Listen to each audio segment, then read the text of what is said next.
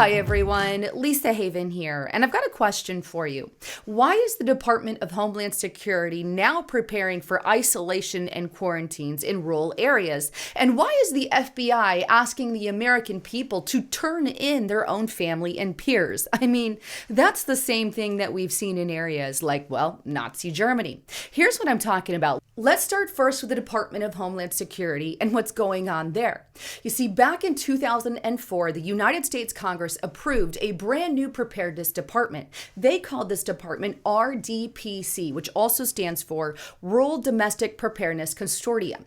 Now, here's their actual website here on ruraltraining.org, and their background reads, in 2004, Congress recognized a need for a consistent quality training, specifically among the nation's rural and tribal first responder communities. To address the training gaps identified, Congress authorized the creation of the RDPC. In authorizing the consortium, Congress noted this new consortium should provide a regional approach to rural first responder awareness level training, develop emerging training, and provide technical assistance in support of rural homeland security requirements. In other words, their entire focus is to get government organizations as well as non-government organizations and the private sector prepared in the event of some kind of, well, mass disaster. Well, their latest class is very interesting. Take a look at this. Now, this is a class that is being offered and was recently offered via Zoom, but it's MGT 433, Isolation and Quarantine for Rural Communities. The course description reads, this is an 8-hour instructional led course, and it's designed to provide the knowledge necessary to begin planning for situations requiring the isolation and quarantine of a large portion of local and rural population. This training will provide public and private sector emergency managers, community policy makers, public health, and public safety personnel with the general knowledge necessary to begin planning for situations requiring the isolation and quarantine of a large portion of local and rural populations. A rural community's ability to collectively respond to an emergency requiring isolation and quarantine is not only essential to minimizing the negative impact of the community risk, but also to minimize the long-term negative economic and health effects on the American public as a whole. Here's the thing. There's nothing wrong with the government or the people being prepared for some kind of national emergency or disaster. I mean, God forbid that something like Ebola or Ebola itself broke out across the country. We would absolutely need those measures in place.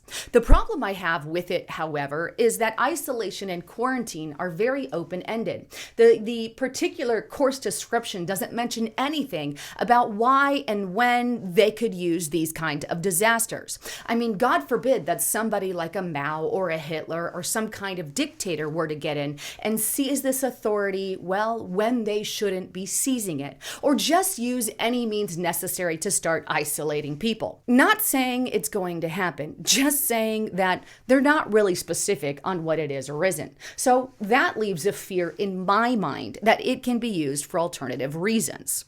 Now, that said, there's something else that you really need to know about that is happening.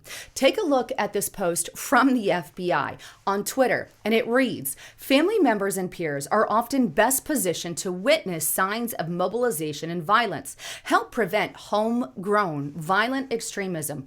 Visit gousa.gov to learn how to spot suspicious behaviors and report them to the FBI.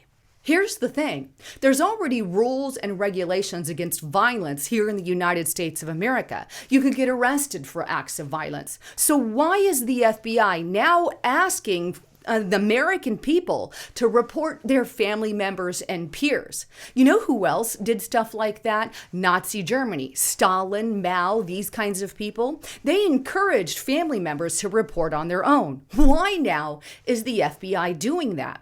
You know what else is interesting is Biden and his administration has made it their #1 agenda to go after domestic extremism. Here's an ABC.com news article. Biden administration pushes plan to combat domestic terrorism. The Biden administration says it'll enhance its analysis of threats from domestic terrorists as part of a nationwide strategy to combat domestic terrorism.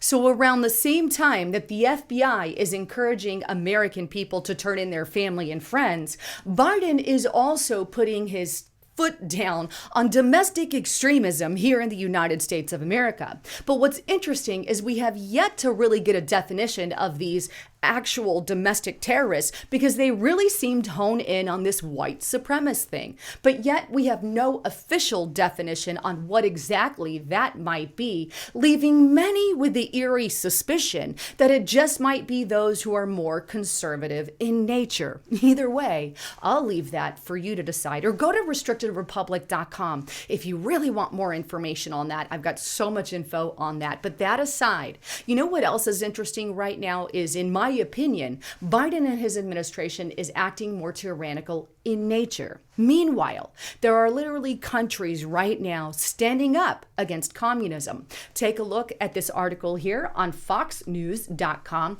Video now emerges of mass protests against communist dictatorship in Cuba. We are not afraid. Good for them.